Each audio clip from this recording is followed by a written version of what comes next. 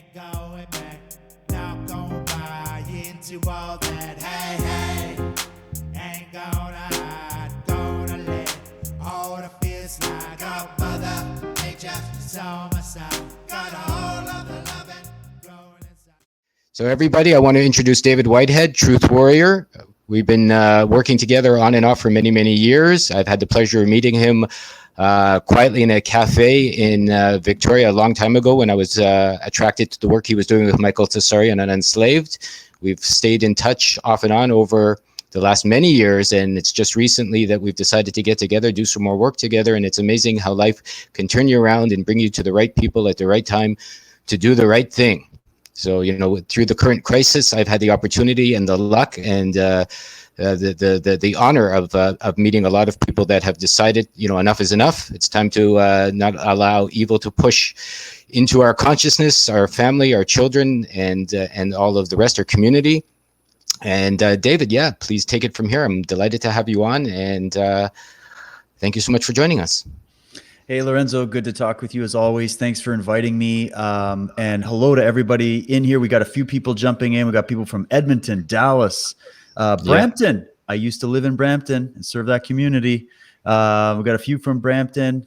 Anyways, happy to be here. Always good to work with people such as yourself, Lorenzo, and talk to people that are listening into this stream that are looking for answers. We want to find out what the truth is. We need real solutions that work. And that's what my work is dedicated to, as I know yours is as well. So I'm looking forward to this short but fun chat we're going to have here. For sure, for sure. So, you know, I know that you've been, you know, on the path of the warrior, you know, being a martial artist. You've been on the path of homeschooling, as we've talked about before, making sure, you know, your children are looked after in an intelligent fashion. You know, you're an independent entrepreneur as well. So, you know, basically, you know, you grow some of your own food. So basically, you've taken as much as you can of your life into your own hands as far as, you know, what you need to do and what you need to be free. So what does a truth warrior, being a truth warrior, mean to you? Good question, man. Well, a quick background as to why I named my show and my projects Truth Warrior is I have always been into martial arts, and I grew up training it and also studying the philosophy, and not just the philosophy of the Eastern martial arts, but really the warrior tradition as a whole, the warrior ethos, if you might say. And I was always interested in that comparative religion, mythology, history, politics, all these different things. And yet I realized that if we are going to pursue the truth about what's going on in the world, about who we are, why we're here, where we're going, you need the spine of a warrior to do that. You can't be a leaf that gets blown around in the wind where you have no inner compass or inner fortitude to stand up against the whims of the crowd around you, the mob of people around you that are going to tell you, don't think for yourself, don't go out on your own, follow what we're doing, because clearly what we're doing is the only way to go. And so in order to stand up to that and to be able to even look down some of these dark hallways and these subjects that we have to look at, you need to have the mindset of a warrior. And I've even been adding detective onto that. So a warrior detective. Right. Is what you need. And so I've been doing this research and this work for about 18 years, although my entire life I've kind of been the black sheep of the family, the one always asking questions, that kind of stuff. And it turns out that none of it was for waste, because here we are, and many of the things that people like you and I have been discussing a long time, Lorenzo, and many others have been discussing about the direction of the world, it's happening right before our eyes. So it seems like we need the spirit of the warrior to return now more than ever. I would agree. And, you know, what people have seen, like, say, historically, is a warrior who picks up a sword, or a warrior who, you know, goes to punch the guy next door in the nose for bothering them, or, you know, a warrior that goes to war for their country. I think it has a very different meaning in this day and age as to, you know, what a warrior needs to be. I would think, you know, to battle the inside challenges and the outside challenges, and to help themselves to stand strong in the face of a lot of the nefarious actions that seem to be floating around all of us these days. Yeah, and it's a good point. And just for people that maybe, and just so you know, Lorenzo, I'm getting a little bit of feedback whenever I'm talking. I don't know if it's just coming through your mic. But for people that are that term warrior, they often associate it with like these barbarians or these brutes or these people that just serve the royal aristocracy and go out and, you know, rape and pillage and all that kind of stuff. That's not the definition of a warrior. The warrior class was the immune system of a nation. They were the ones that would go to the gates. They would guard the gates. They guard you while you sleep. And there's an old adage that goes, everybody hates a warrior until there's an enemy at the gates.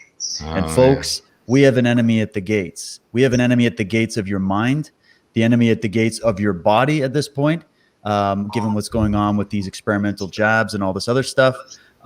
We have literal enemies at the gates that are seeking to end nations and bring us all into a one world totalitarian system that they're lovingly calling the Great Reset, which as soon as they started announcing that during the lockdowns, by the way, which was really coincidental, I couldn't help but think of the research I had done on Mao Zedong's regime, where his modus operandi was the Great Leap Forward. And I thought, why do they keep using these words like great when it doesn't end up being that great, especially for people that love freedom and cherish their lives? So we are in a pickle right now. And so it's important that we find our inner warrior. That's what I'm all about. You don't have to be training with battle axes in the morning or any of that kind of stuff. You just need to have the mental fortitude. And I try to present the best parts of the warrior philosophy that has been recounted and written down for centuries of time in different places around the world. And I've been trying to call on that ancient knowledge to this time to bring it to people's attention, to help empower them as we navigate this chaos. Very well put. Very well put. It really takes someone, dedicated to their own inner strength, beyond being afraid of losing, I guess, to become a warrior. I do like the way you put it, that nobody wants a warrior until, there's monsters at the gate, and then everyone's looking to be helped and to see how to go about doing that. And in this day and age, it's more obviously, besides, a physical battle, it's an inner battle to determine for yourself what your truth is, where you're going, and how you're deciding on your own moral code. I guess that's a good way to put it too, and your own integrity and things like that. Right. And, are you finding that from your viewership and the people that you interview and things like that, that there's a change in the winds as far as regular people going out and doing more than they thought they had to do? Oh, yeah. Everybody's pulling up by the bootstraps right now. Sorry, Lorenzo, I'm still getting that really bad feedback. I don't know if I think it's your audio coming back to you. Maybe just turn that volume down or something. It's hard to hear myself. Okay. Is that better? Test 1 2. Test there. Is that better for you? There. I got to get some back at me. Okay. That might be a bit better. There we go.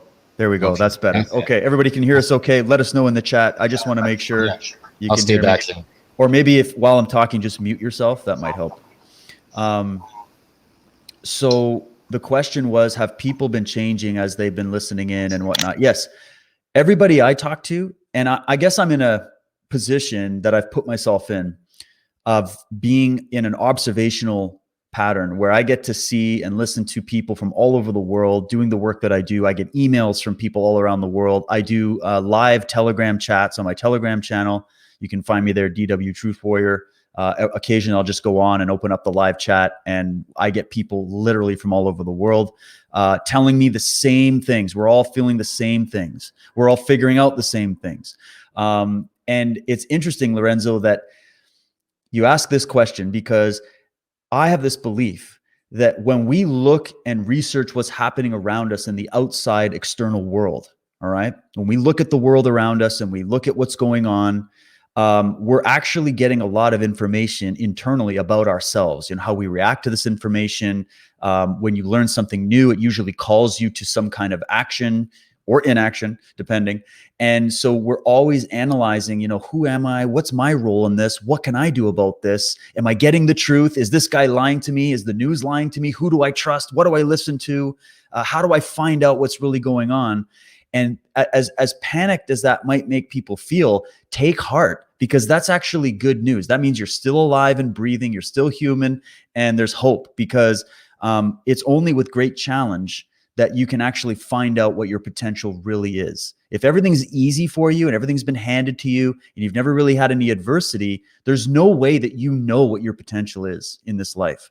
And so I feel like humanity right now is getting a crash course in waking up on multiple levels because we're all faced with this current crisis. However people look at it, doesn't matter what side you come from, we're all in a challenging situation. And all the things we're observing and learning about they seem external to us, but we're actually learning a lot about ourselves in the process. And so what I think is that a lot of people, they've been turning to their spirituality. They've been turning back to their religious ideology. They've been trying to find more community, like-minded people. They've been trying to get solution-oriented. They've been trying to sort of clean out their friends list and make sure they're aligning with people that are on the same page as them. They've been prepping for disaster. They've been researching for themselves and thinking for themselves, which it creates new neural pathways. It opens up all different things. And so I think, as scary and crazy as everything seems to be, the silver lining for me is that so many people are deciding to trust their own mind as opposed to the propaganda they're getting from the media and everything else that's going on around them. People that are just getting second, third, fourth hand information and then operating as if it's verifiable truth. So this is challenging us in so many ways, but those challenges, they're not wasted. They're for good. They're there to strengthen us. So I feel like the people that are listening to shows like this are the ones that are going to help reshape the future and create a better world, because you're going to be strong enough to do it because you just went through the gauntlet, didn't you? I mean, I find that funny. Like I've been watching a lot of so-called disaster videos over the last little while, like typhoons in Canada and floods in Europe. And it's always interesting to see people that haven't been challenged before to have their first challenge. And usually, obviously, you hear in the background a lot of denial. It's like, oh my goodness, I hate to stop it, and obviously nature's not going to stop a flood, and nature's not going to stop a typhoon. So you always hear people like screaming, oh my God, and they don't know what to do because they've never been challenged, right? Whether it's from weather or government or money or their systems or even their own physical strength. Obviously, a lot of people are being out of shape in the world these days, which is obvious from a walk down, any public street, in almost anywhere I've seen in the world. So, you started as a martial artist. You're working with Michael Tessarian on Enslaved.com. You're obviously sharing a lot of information that's out of the box and it's bringing its own challenges to you, and yet you're continuing on, growing strong. What would you say perhaps to the viewers here, how to take those first steps if they're finding themselves, hitting a wall of being afraid or losing their money or whatever, fill in the blanks here of why they're afraid to take those actions? Well, fear is just, it's a response that's natural to you. And there's a healthy form of fear. I've been talking about this a lot. Like in terms of survival, there's a reason why we have a fear mechanism. Because obviously if you got a big grizzly bear running at you, you better be afraid enough to run and get your hell out of there, right? But anxiety is different. Anxiety stays with you. It's there even when there's nothing really to be afraid of. It's the fear of fear. That's what anxiety is. And so what I would recommend, the cure to that is knowledge and understanding, because we're usually afraid of what we don't understand. Would you agree with that? We're usually afraid of what we can't understand or comprehend. And that's why it's scary. And that's why it stays. And anxiety to me is unresolved fear, because when you feel fear, you don't want to censor yourself from feeling fear because you're repressing something, and that repression is going to come back to you some other time in your life.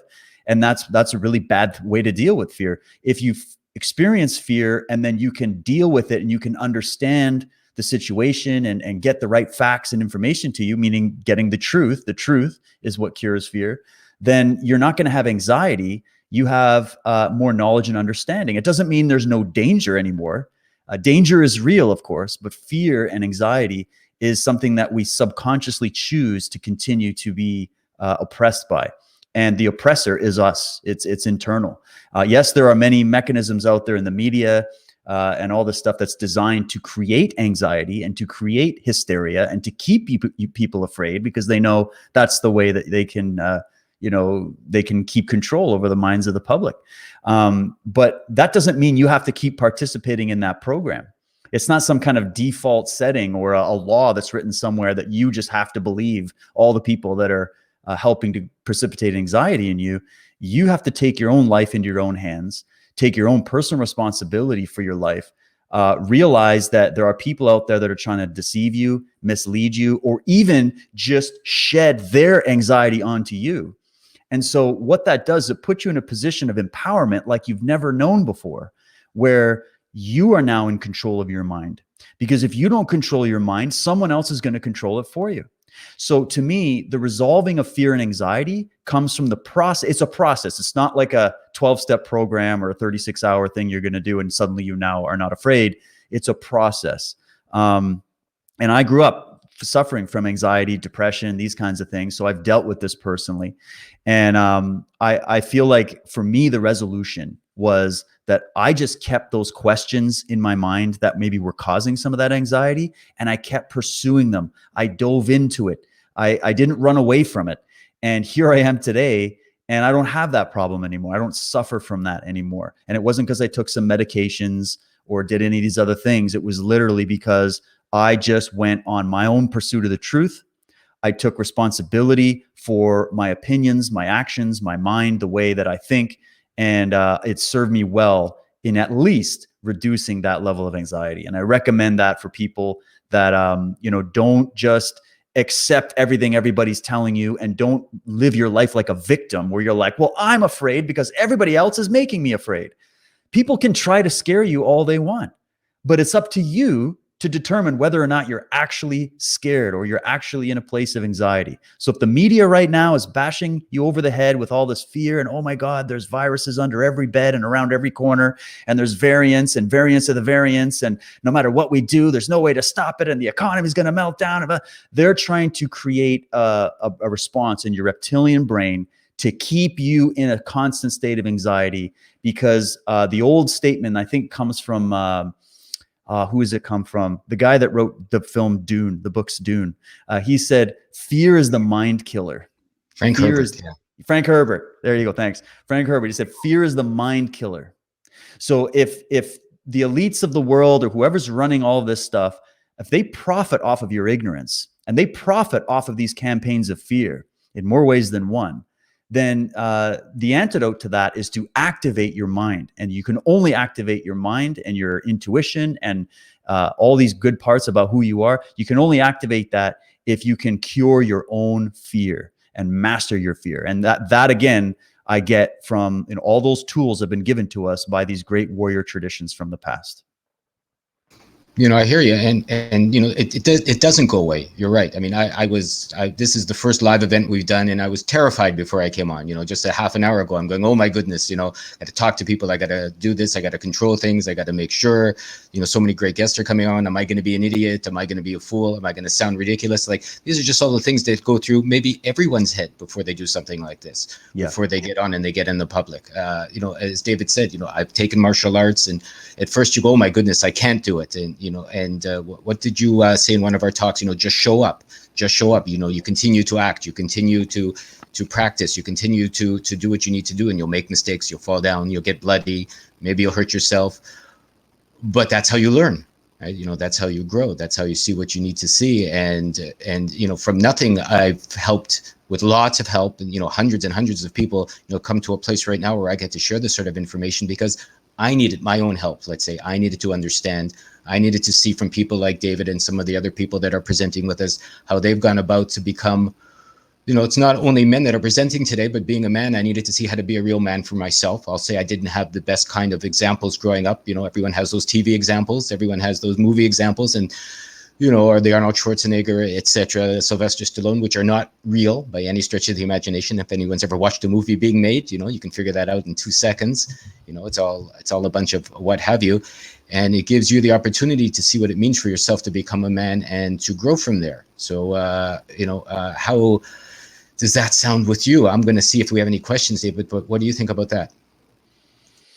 Yeah, it's a process. Like I said, trust the process and just show up to that process. Don't give up on yourself. There's going to be many things that happen in your life, whether it's this current global challenge we're in or a challenge that would just show up in any normal situation. You have the choice to quit or you have the choice to face it, confront it, deal with it, master it, and grow stronger from it. And there's a good book out there actually by one of my favorite mixed martial art coaches. It's John Kavanagh. He's a coach from Ireland, and he wrote a book called Win or Learn. So it kind of switched it around from win or lose to win or learn.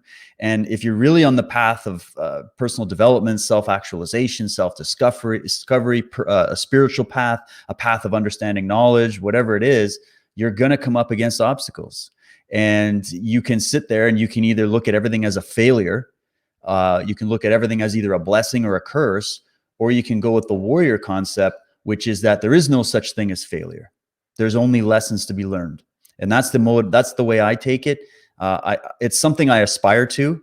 I'm not perfect. We all have our issues. Nobody's perfect, but we need to have something in front of us to aspire towards. We need to have good examples that inspire strength. They inspire the best parts of you. And then once you've had that, you'll eventually be able to do it for yourself. You know, I don't necessarily need to tune into like a Tony Robbins thing in the morning to get up and be motivated. I'm motivated because I love what I do. I love engaging with my life and working with what I work with and working with the people I work with. And for me, the pursuit of the truth and the pursuit of knowledge and understanding is enough for me to motivate me.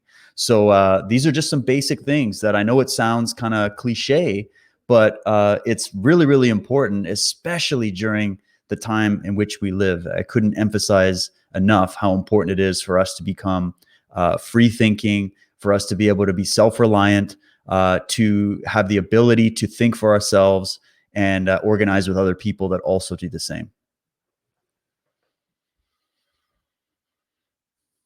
Well, I think you're muted, Lorenzo. All right, let's go to the first new aspect of our event here and see if we can bring someone on that may have a question for you and, take it from there. I'm going to invite someone on. Just give me 1 second here. We'll see how that goes. So who had a question for Dave?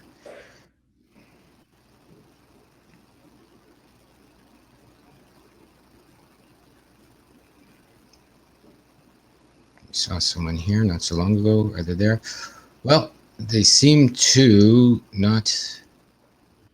Let's just keep chatting then, and see how that goes. They seem to have come and gone, the people that had the questions. So, Dave, thank you so much, for that. It's very true, showing up and being alive and seeing what it does for you and growing. There's no shortcuts to becoming a warrior, to becoming a man, to becoming how you need to be, and to seeing, what your own courage, let's say, works for you. And one important thing that it seemed to me that Dave brought up was discernment, to see where your information comes from. I mean, if you trust what's on TV, once again, you could watch a movie. You can, I haven't quite figured out why people don't understand that, a movie is obviously something that's made that could be tricked, that, many takes are made and all kinds of trickery is involved to show you an outcome that looks like something that's probably not real in the first place. And why most haven't figured out that TV news could be done and presented the same way, as a trickery to information. And, I would feel one of the keys that I'm finding and the beauty in doing this is, for my own discernment, is I'm meeting people that I get to know, right? I'll talk with Dave, I'll meet with Dave and others. And so you can trust them as a source of integrity. And, that's a good way to put it, so that their opinion has more value than, just watching, Billy on TV saying, as Dave said, there's a sixth variant, there's a third variant, there's a fourth variant, be afraid, run away. All you can do is go take this drug and then you'll be all right.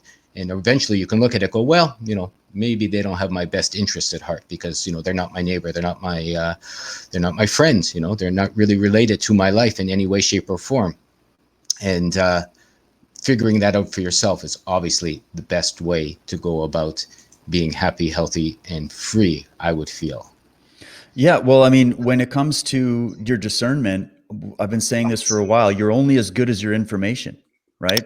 And there's a lot of people out there, and we all have had our time with this, and you always have to analyze yourself to make sure you're not making this error. But there's a lot of people that are out there believing that they have factual information and that the way they're operating is correct. But then you got to start getting into the deep questions, which a lot of people avoid getting into, which is, well, where did I even learn this? Where did I even get this opinion from? Is it really an opinion that I earned by listening to all the different sides and doing my own research and, engaging in the practice of thinking for myself? Or did I literally just copy and paste someone else's opinion into my mind and am now operating as if that's the truth? A lot of people would fall into the second category. Look at the world over this past 18 months. People are operating off of the information they're being given by people that they deem to be the authorities on the truth. But one of my favorite quotes, there's so many, but one of my favorite quotes comes from Gerald Massey, who was an Egyptologist. And I highly recommend people read his work if they're interested in the mystery of ancient Egypt. But he said, they must find it difficult, those who hold authority over the truth, rather than holding truth as the authority. And I guess that's really that quote was my marching orders for my project, which is that, yes, I have my own biases. I have my own personal belief system. I'm not perfect. I'm not omniscient. I'm not infallible. I make mistakes. Okay. We all do. However, I'm on the path with the sincere goal and desire to find out what the truth is. And I can definitely see that those in power, whether they be in government or media or wherever, these celebrities or whatever, they're all just like mockingbird parrots that are just repeating a narrative. And when you track down the source of where that script and that narrative comes from, it's really interesting to do that as an exercise, and you'll find that it falls flat on its face pretty quickly. So yes, discernment is key. Immediately. So we have our first invitee online, Tom Garnett. He wanted to ask Dave a few questions, it seems. Tom, can you hear us? You have to unmute your microphone if you haven't yet, and then we'd be able to chat with you. Either way, one of Tom's typed in questions I can see there, Dave, is how do you decide and how have you figured out to make on-the-spot choices, quick decisions? How have you worked on that? That was his question. Like, have you found that easy? Have you had to do some process to figure that out, to make the quick choice that a warrior would have to make for their lives if, they're faced with, it doesn't necessarily have to be life and death, but it could be a situation that needs a quick answer. That's actually a really good question. Quick decisions. I prefer taking those calculated decisions where I have lots of time to think about it and research it and ask people that I respect and, do all that stuff. But of course, when it comes to combat, you don't have time for that. So what we do as martial artists or in the warrior sort of tradition is we prepare for every scenario, knowing that there's always something that we didn't prepare for, knowing that we have to make on the fly split-second decisions where our life depends on it or another person's life depends on it.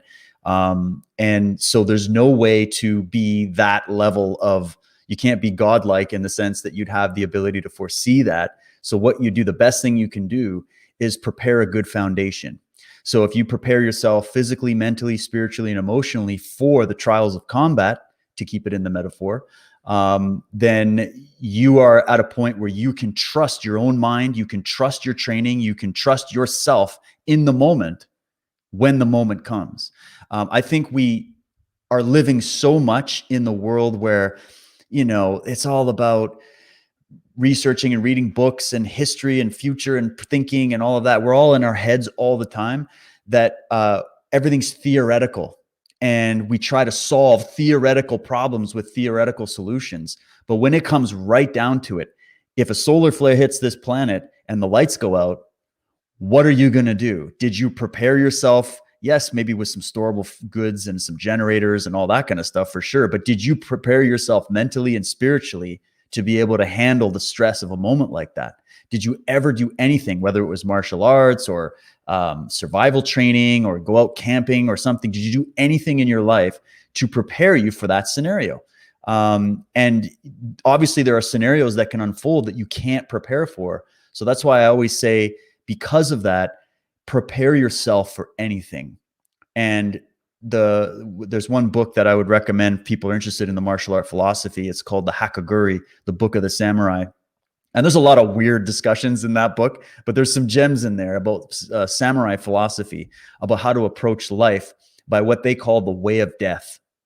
And the way of death is not some sadomasochistic, psychotic thing. The way of death is basically living life, accepting that death is going to happen, that death is a process of life, and that you don't live your life in fear of death. The warrior seeks a good death.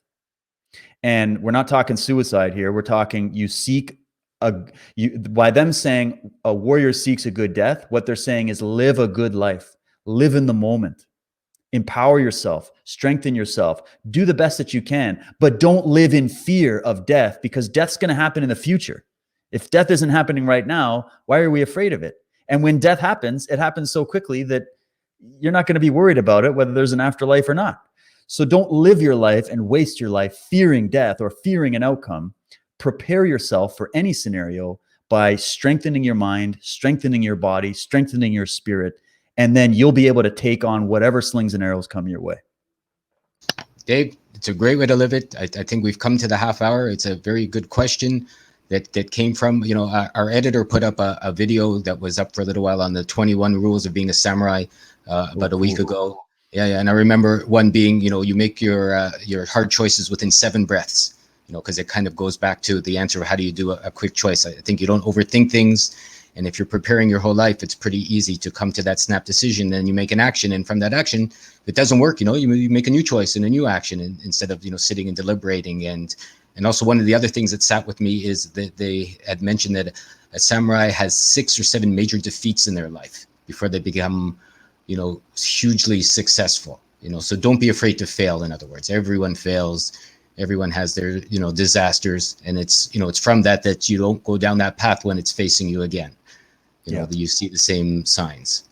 And I just want to add to that, Lorenzo, real quick. I see somebody, Erica, Sure. in the chat. She was asking about Musashi, Miyamoto Musashi. And she was saying she took it so seriously. I highly recommend reading the works of Miyamoto Musashi. You can start with the Book of 5 Rings. He has so many incredible quotes. Actually, if you go to my Rockfin channel, ROKFIN, I'm on that platform. I have free content there as well as premium content. I have a collection of Miyamoto Musashi quotes over there. And if you just read through them, and I picked each one out for a particular reason and then listed them in a specific order. So when you read from top to bottom, you will come out of reading those quotes with some profound wisdom and understanding. It's just the mind of this man was incredible. And he said one thing that was really key that I'll finish with, which is he said, from one thing, know 10,000 things. And what he's getting at there is what you were talking about perception, that don't just look at everything as isolated little bits and pieces. Try to see the big picture. Climb the mountain and look at the big vista that's in front of you, and then take it all in and then go back down the mountain and tell people what you saw. So from one thing, know 10,000 things. That's kind of that's the modus operandi that I highly recommend people think about deeply. Yeah, most people I've met haven't figured out how strong they can be, how brave they can be, the potential for what they're doing until they're faced with their own decisions or their own calamities, or their own struggles. So, get off your ass, do it, figure it out, show up, you fall down, do it again. Life is short, even if you're here for a couple 100 years. And if you want to be a warrior, you just got to practice. That's really all it comes down to. You got to practice, you got to take the lumps, you got to figure out, and you'll meet people like David and like other people that are going to be here today. They're more than happy to help you through your challenges in the best way they can, because believe it or not, there's a lot of us here with our hearts in the right place that really would like to see a better life for all of us, our community, our families. And that is pretty much why, we're looking at all together, building our new now Agora. David, thank you so much. It's been a pleasure.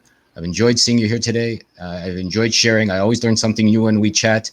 I feel we can go on for hours and hours and hours, which always seems to be the way it works. And that's the thing. I always come on these figuring I'm not going to have enough to talk about. I'm not going to have enough to share. And I don't know where more is going to come from. And yet, when you start to interact with intelligent folks, there's always a bouncing of energy that allows the conversation to grow in ways you never knew you always wanted to hear.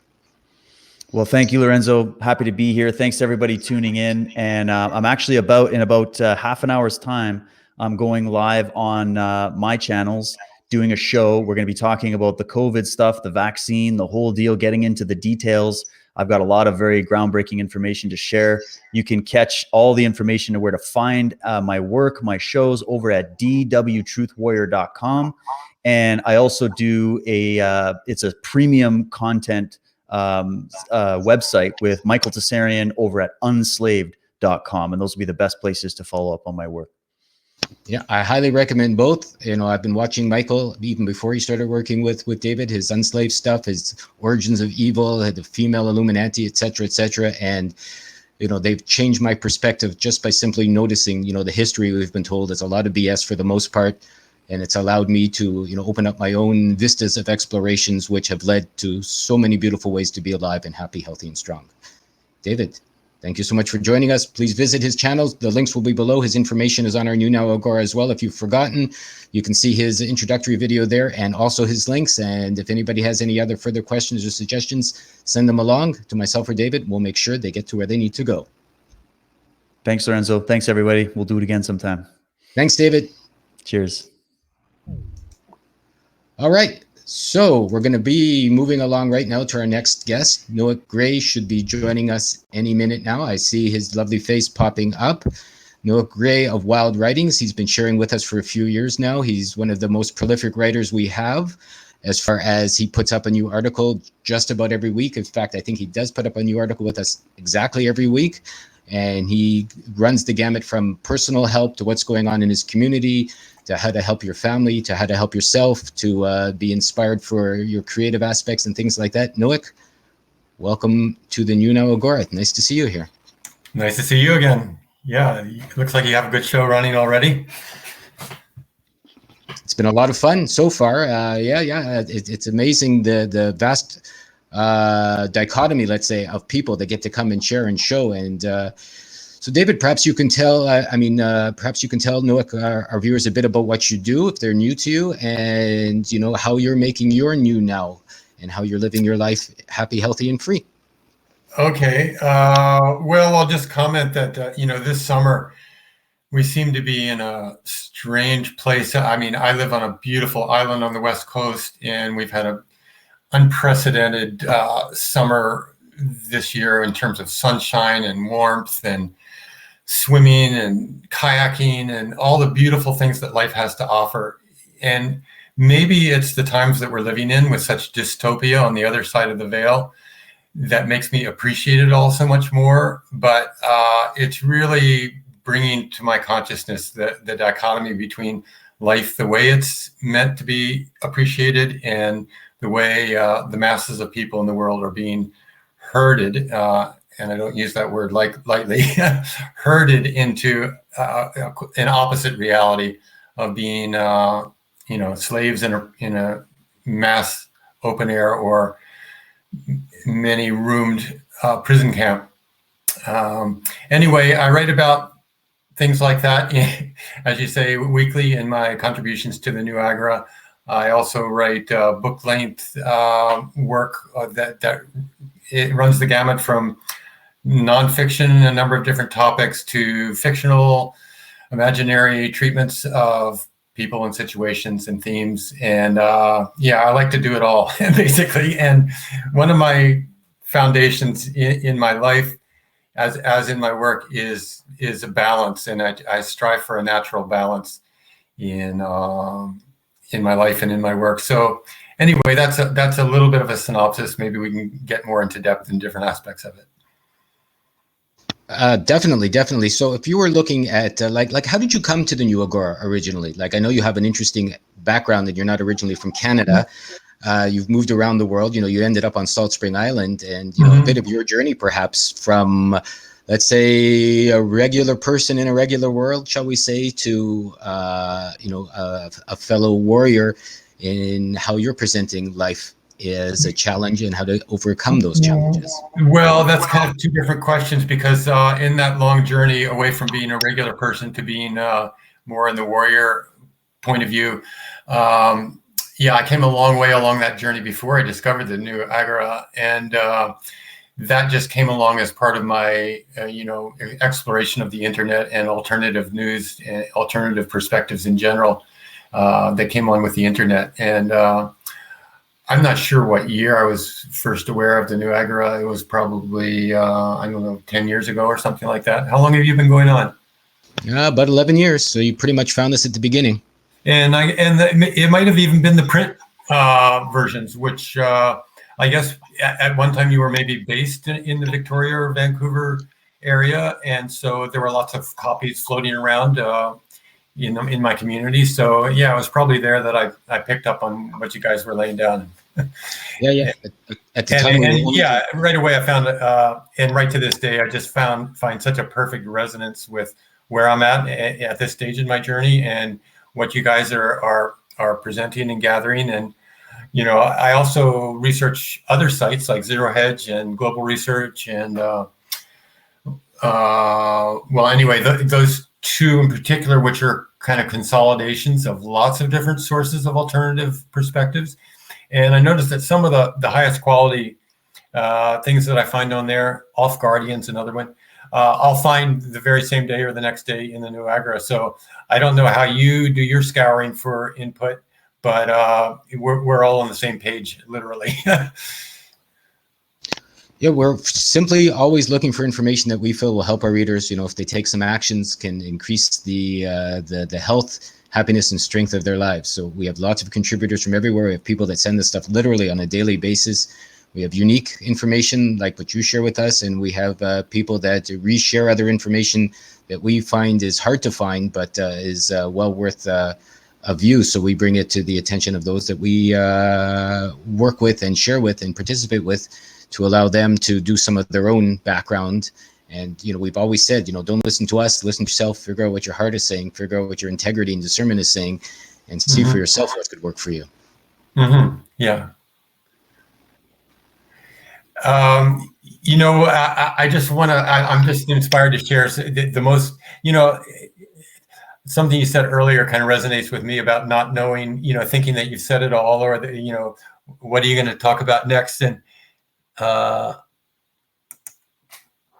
yeah, I'm struck every week with, okay, I've said it all, or there's nothing more to say. And then, keeping abreast of what's happening in the world, or just in my own experience of the world.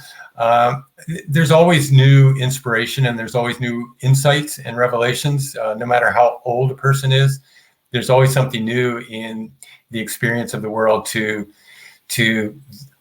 light up the awareness and to inspire sharing with others.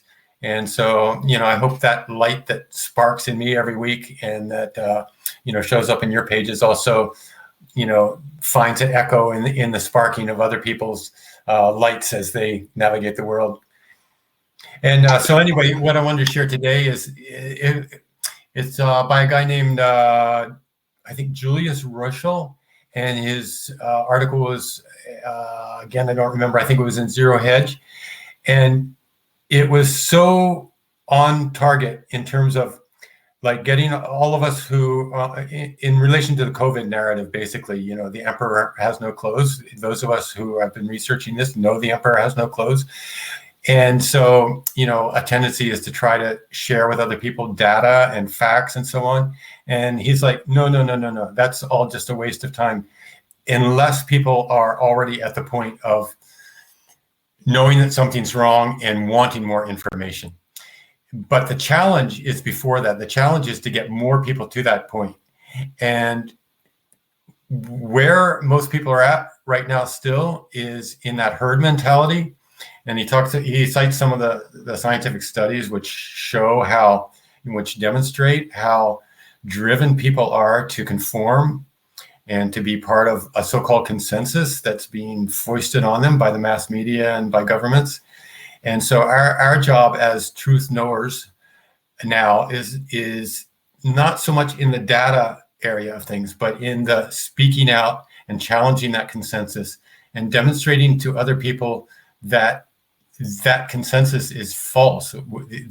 And he says there's probably 10% of us in the world who are awake to the deception that's going on, but not all of us are speaking out. And what's essential for the benefit of those other 90% who are maybe not even awake and who believe that there's a consensus is to see that there's not a consensus, that at least 10% of us don't agree with the narrative that's going on. And that disconnect between, there's not a consensus, that may make them wake up to the point of just saying, I wonder what's going on here. And then maybe they'll reach out and try to find some data to find out what's really going on. So, yeah, that's my insight for the day to share. No, it's great insight. It's why we do what we do. We figure if you haven't figured out something's going on, at least on a visceral level, there's not really much straight information that's going to help you to change your mind. But, as Nowick said, if you look around, maybe you question. I mean, I get on the computer every day and I talk to 100 people that are woken up, seem to understand that the narrative is a lot of BS. And then, I'll close the computer and go walking around my day, so to speak. And then you see everyone masked and everyone seeming like they're following along and towing the line. What would you suggest as a way maybe to go through? Like what you mentioned in showing people, let's say, besides your writing, that maybe there's not a consensus. Is there an alternative way, without, telling people what to do, which I find is a waste of time, that you maybe get the opportunity to share or put into action kind of what you just mentioned in relation to this article? Yeah, I feel like I've taken that step to make visible my understanding, which is not the consensus out there, and to stick my neck out and to risk. I've been kind of an outsider my whole life just because of the way that my family's moved around and so on. So I'm okay with being different, and I'm okay with being, not being agreed with, whatever. So I'm a sort of a natural person to take on, to do that. But a lot of people, most people are not willing to take those risks. They don't want to be seen to be different or to disagree or to go against, to buck the narrative. And but the point of that article is that now is the time for those of us who are like not or just timid or not willing to voice. Maybe we're not in agreement, but we're not speaking out. Now is the time to speak out, because if we wait too long, then the crushing of dissent is going to be so hardcore that it won't even be possible. Now, at least in this beautiful summer, it seems like it's over. It's not over. It's just the beginning in a way. And if we don't take this opportunity to speak out. So anyway, I'm doing that in my writing, and I'm doing it in my limited personal network, which are mostly people that agree with me anyway at this point. And in this community, there's a lot of them. And also I've, taken the extra step of taking a sort of neutral community newsletter called The Marketplace. And I've started publishing my a column there once every 2 weeks. And so that's been another point of visibility in the community that reaches kind of a more mainstream audience. And so I hope I've not necessarily woken up some people, but at least shown them that it's okay, at least for me, it's okay to speak out against the narrative. So that's one thing, is just to be an example of to speak your mind and to say your truth.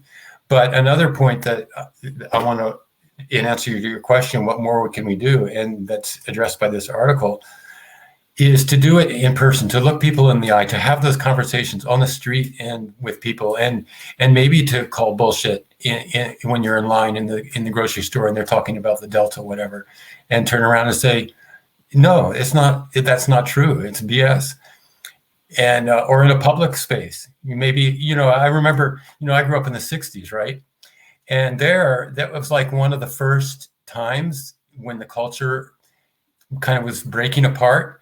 And in all kinds of public events, it wasn't business as usual anymore. People would stand up with their straggly beards and whatever and say, no, bullshit. We'd call bullshit to the presenter and the polite society. But things kind of damped down after that and settled into normalcy. And now we've had decades of people following the rules. And now we're at the place where we need to stand up and call bullshit again in public. And, stick our necks out now, because if not, we're going to have chains around our necks. I would agree. I think it's even come down to as simple as that, is to just be honest with your feelings. You don't have to tell anyone what to do. You don't have to, suggest they make an action they're not comfortable with. But if you just share your own truth, even in a quiet way, you will, you will influence the person beside you to influence the person beside you. And a lot of times, that's all it takes is, a small amount of people standing up and going bullshit to maybe the other 40% that also think bullshit and haven't had the guts, let's say, to stand up and share that, may go, oh, someone else sees that this is also what it is. Not healthy is the best way to put it. I mean, I would feel looking at anything and seeing that it doesn't work to your best benefit, regardless of the words coming out of someone's mouth, to kind of look beyond the platitudes of the day would help you to, jump into something more than a fear suit, let's say, where you're running around just, following the next bit of advice so that you can keep your low paying job or even your high paying job or your next vacation, and being willing to give up what is your comforts in order perhaps to grow towards something that's more than comfortable, but strong. Yeah. And one thing you said, which is also part of it, is quietly too. Like even in the article, he says, you can whisper bullshit to the next person. You don't have to be the person that stands up and makes a spectacle of themselves saying bullshit. You can just say it to the person next to you. That's BS, and it's all part of it, depending on who you are. And, or there's all kinds of ways of making that opposition visible.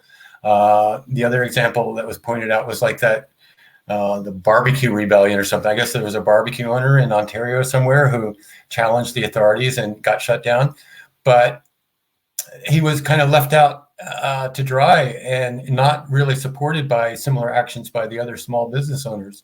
And, now they've just suffered. I mean, this is the Canadian way, especially in Canada, right? Just to go along and not to make a fuss and not to stick out. It's especially challenging for the Canadian personality, I would say. I'm from the States, so I'm more okay with like being an idiot, whatever.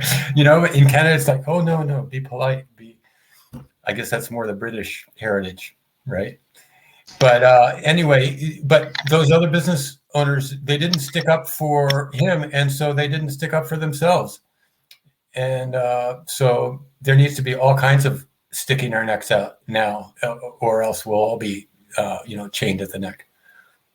I mean, even coming to a forum like this, going to share what Nowick is sharing, coming to the new now Agora, purchasing his books, which will be available not only through him, but soon there's going to be, Tanglewood Books, a store in Vancouver, has graciously decided, this is the first I'm announcing it, I have to work out the details with Nowick and Al. Thank you, Al, if you're out there listening.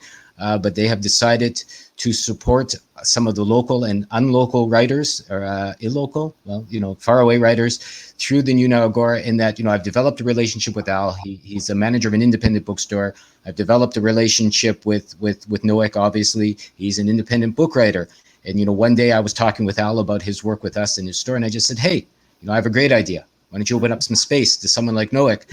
And there are other guys that are having trouble getting this good information out. And he said, I've known you for years and I love what you're doing. I mean, this is in relation to what Nowick and I have been talking about, is like, I'm not going to stand on the street corner and go, bullshit. It's just not my style. Mm-hmm. But on the other hand, I'll see someone like Al and I'll say, hey, why don't you help Nowick?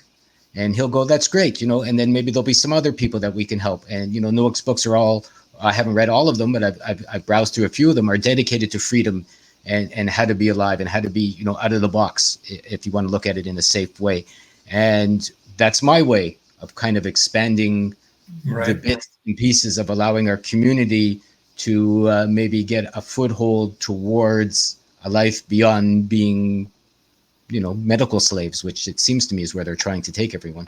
Yeah, exactly. Yeah. That's a key point, is that, whatever I say or whatever you say, it's not meant as a prescription for people to do exactly what we happen to say in that sentence. It's more of an inspiration to like take it into your own life and find a way to express what deep and down inside, and not just hold it in and not just go along, but express in your way, whatever your way is, to let other people know where you're at and what your truth is.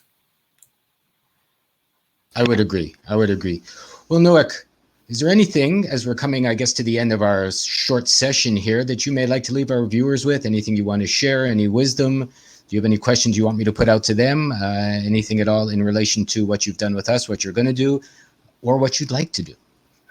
Well, I mean, there's always an open opportunity for people to have input onto what they're interested in, what they want to know, what they'd like to see. As far as putting out anything more, I've said a lot today to show you what's on my mind at today, which might be different from tomorrow. But, again, coming back to this, life is so beautiful.